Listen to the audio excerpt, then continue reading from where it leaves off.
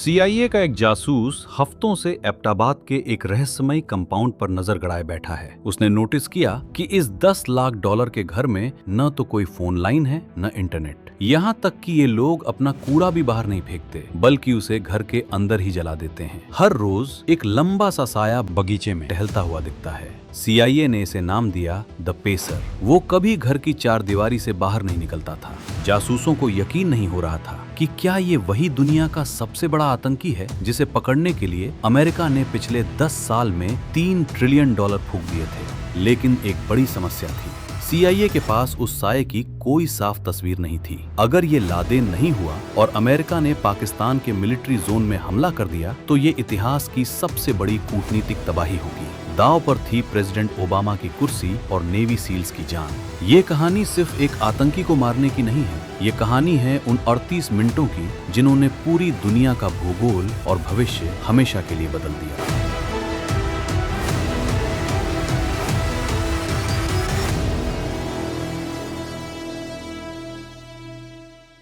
इस खौफनाक सफर की शुरुआत हुई रियाद के एक सबसे अमीर घराने से। मोहम्मद बिन लादेन, जो सऊदी अरब का सबसे बड़ा कंस्ट्रक्शन टाइकून था, उसके 52 बच्चों में से 17वां बेटा था ओसामा बिन लादेन। ओसामा ने इकोनॉमिक्स और बिजनेस एडमिनिस्ट्रेशन की पढ़ाई की थी और उसके पास करोड़ों की संपत्ति थी। दुनिया अक्सर पूछती है, एक पढ़ा लिखा इंजीनियर जिसके पास पैसों की कोई कमी नहीं थी, वो आतंक के रास्ते पर कैसे चल पड़ा? यूनिवर्सिटी के गलियारों में उसकी मुलाकात प्रोफेसर मोहम्मद कुतुब और अब्दुल्ला आजम से हुई, जिन्होंने उसके सोचने का तरीका ही बदल दिया। ये वो लोग थे जो दुनिया को इस्लाम बनाम पश्चिम के चश्मे से देखते थे। किताबों के पन्नों के बीच ओसामा को ये सिखाया गया कि मॉडर्न शिक्षा से ज्यादा जरूरी जिहाद है। उसने सीखा कि इस्लाम की पुरानी शान वापस लाने के लिए खून बहाना जायज है। कोल्ड वॉर के दौर में दुनिया 2 हिस्सों में बटी हुई थी, अमेरिका और सोवियत संघ। 1979 में जब सोवियत सेना अफगानिस्तान में दाखिल हुई तो अमेरिका ने इसे अपने लिए खतरे की घंटी मान लिया।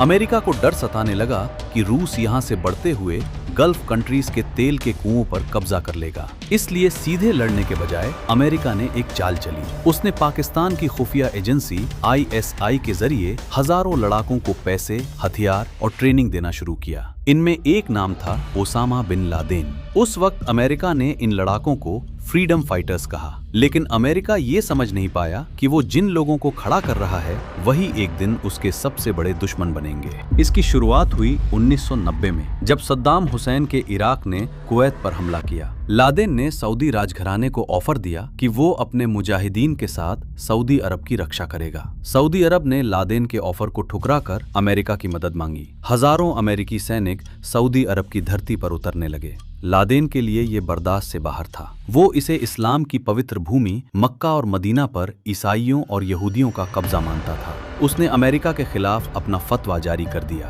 लादेन का मानना था कि अमेरिका ही वो सांप का सिर है जिसे कुचले बिना पूरी दुनिया में इस्लामी शासन नहीं लाया जा सकता। उसने अमेरिका को काफिरों का सरदार घोषित कर दिया और ठान लिया कि वो सुपर पावर को उसके अपने ही घर में घुसकर खत्म कर देगा। 1996 में अफगानिस्तान में उसकी मुलाकात हुई खालिद शेख मोहम्मद से, जिसने लादेन को एक ऐसा आइडिया दिया जो पूरी दुनिया को हिला कर रख देने वाला था। इसे नाम दिया गया द प्लेन्स ऑपरेशन। योजना सीधी और खौफनाक थी। बम धमाके नहीं बल्कि हवाई जहाजों को ही मिसाइल बनाना था। लादेन ने इसके लिए 19 आत्मघाती आतंकियों को चुना। इनमें से ज्यादातर सऊदी अरब के थे। ये आतंकी कोई आम अपराधी नहीं थे। इनमें से कई अमेरिका गए, वहां के फ्लाइट स्कूलों में दाखिला लिया और महीनों तक बोइंग विमान उड़ाने की ट्रेनिंग ली। 11 सितंबर 2001 सुबह के महज कुछ घंटों में 19 आतंकियों ने 4 विमान हाईजैक कर लिए। सुबह 8:46 पर पहली फ्लाइट नॉर्थ टावर से टकराती है।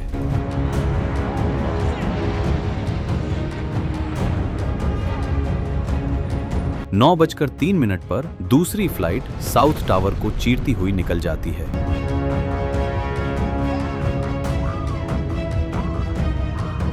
9:37 पर तीसरी फ्लाइट वॉशिंगटन में पेंटागन से टकराती है और चौथी फ्लाइट पेंसिल्वेनिया के एक सुनसान खेत में क्रैश हो गई। महज 102 मिनटों में न्यूयॉर्क की वो दो विशाल इमारतें मलबे का ढेर बन चुकी थीं, जिसमें करीब 3000 मौतें हुईं। इस भयानक हमले के बाद राष्ट्रपति जॉर्ज बुश ने साफ कर दिया था कि वो इस हमले के मास्टरमाइंड को पाताल से भी ढूंढ निकालेंगे। दिसंबर 2001 में CIA लादेन के इतना करीब थी कि वो उसके वॉकी टॉकी पर उसकी आवाज सुन सकते थे। टोरा बोरा की गुफाओं में उसे चारों तरफ से घेर लिया गया था। उस वक्त वहां मौजूद इंटेलिजेंस ऑफिसर्स ने और ज्यादा बैकअप मांगा था, लेकिन वॉशिंगटन से आदेश आने में देरी हो गई। लादेन ने लोकल कबीलों को पैसे दिए और पहाड़ों के गुप्त रास्तों से होता हुआ पाकिस्तान की सीमा पार कर गया। ये अमेरिकी इतिहास की सबसे बड़ी मिलिट्री फेलियर थी। अगले 9 सालों तक लादेन का कोई सुराग नहीं मिला। लोग कहने लगे कि शायद वो किसी गुफा में बीमारी से मर चुका है, लेकिन CIA के एनालिस्ट एक बात जानते थे, चाहे कोई कितना भी बड़ा मास्टरमाइंड हो, उसे बाहरी दुनिया से बात करने के लिए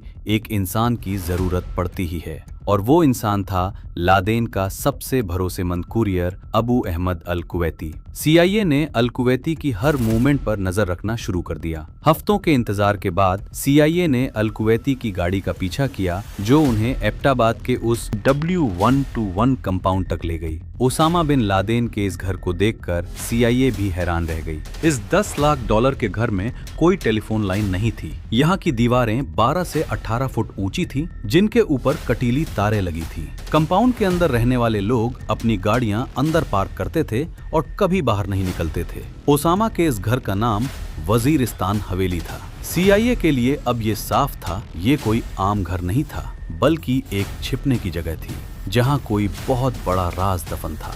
और फिर दिखा वो साया, जिसे 7 फुट ऊंची दीवार से घेर दिया गया था, ताकि बाहर से कोई देख न सके। वो कभी घर से बाहर नहीं निकलता था।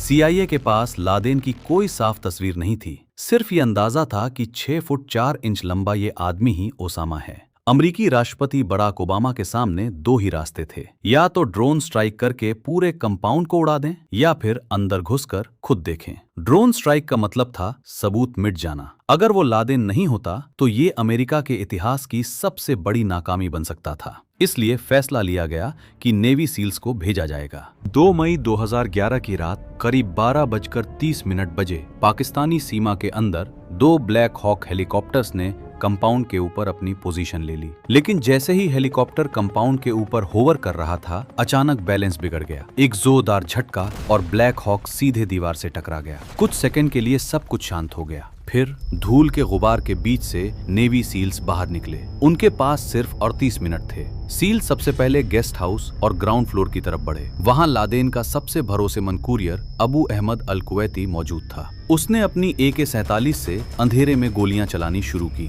लेकिन उसे अंदाजा नहीं था कि उसका सामना दुनिया के सबसे बेहतरीन लड़ाकों से है। सील्स ने जवाबी हमला किया और चंद सेकंड्स में अल कुवैती को ढेर कर दिया। ग्राउंड फ्लोर अब सुरक्षित था। अब बारी थी मुख्य इमारत की। सील्स जैसे ही सीढ़ियों से ऊपर बढ़े, वहां कुरियर का भाई अबरार और उसकी पत्नी सामने आए। सील्स ने बिना वक्त गवाए उन्हें भी खत्म कर दिया। जब वो दूसरी मंजिल पर पहुंचे तो वहां लादेन का बेटा खालिद छुप कर बैठ गया। सील्स ने उसे पुकारा, खालिद। जैसे ही उसने देखा, एक सटीक शॉट और खालिद वहीं पर गिर पड़ा। अब सिर्फ तीसरी मंजिल बची थी, वही कमरा जहां ओसामा बिन लादेन छिपा था। सील्स ने जैसे ही कमरे का दरवाजा खोला तो सामने 6 फुट 4 इंच लंबा एक शख्स अपनी पत्नियों को ढाल बनाकर खड़ा था। रॉबर्ट ओनील ने ट्रिगर दबाया और गोली जाकर सीधा उसके माथे पर लगी। लादेन वहीं पर ढेर हो गया। दुनिया का सबसे बड़ा आतंकी अब सिर्फ एक बेजान लाश बन गया। रात के ठीक 1:01 पर व्हाइट हाउस के सिचुएशन रूम में एक मैसेज गूंजा, Forgotten country, Geronimo EKIA, यानी एनिमी किल्ड इन एक्शन। 10 साल की तलाश महज 38 मिनट में खत्म हो चुकी थी। सील्स ने लादेन की बॉडी को बैग में भरा और क्रैश हुए हेलीकॉप्टर को धमाके से उड़ा दिया, ताकि उसकी तकनीक लीक न हो सके। लादेन तो मारा गया, लेकिन अब अमेरिका के सामने एक बहुत बड़ी चुनौती थी कि उसके शव का क्या किया जाए। अगले 24 घंटों के अंदर अमेरिका ने एक ऐसा फैसला लिया जिसने पूरी दुनिया को चौंका दिया। लादेन को किसी जमीन पर नहीं, बल्कि अरब सागर की गहराइयों में दफन कर दिया गया। इसका कारण ये था कि अमेरिका को डर था कि अगर लादेन को किसी जमीन पर दफनाया गया तो उसकी कब्र आतंकवादियों के लिए एक तीर्थ स्थल या मजार बन जाएगी, जहां कट्टरपंथी जमा होंगे। दूसरा, सऊदी सरकार ने उसका शव लेने से साफ इनकार कर दिया। कोई भी दूसरा देश दुनिया के सबसे बड़े आतंकी का शव अपनी जमीन पर नहीं चाहता था। इसलिए अमेरिकी कानून और इस्लामिक परंपरा के मुताबिक मौत के 24 घंटे के भीतर USS कार्ल विंसन के डेक पर एक अरबी अनुवादक ने धार्मिक रस्में पढ़ी और लादेन के शव को लहरों के हवाले कर दिया गया। 10 साल की तलाश, हजारों करोड़ डॉलर और अनगिनत जिंदगियों की कीमत आखिरकार सिर्फ 38 मिनट में खत्म हो गई। लेकिन सबसे बड़ा सवाल आज भी खड़ा है, क्या पाकिस्तान के जनरल वाकई बेखबर थे कि दुनिया का सबसे बड़ा आतंकी उनकी मिलिट्री एकेडमी से महज 1 किलोमीटर दूर रह रहा था? दोस्तों, आपका इस बारे में क्या कहना है? नीचे कमेंट करके जरूर बताएं। धन्यवाद।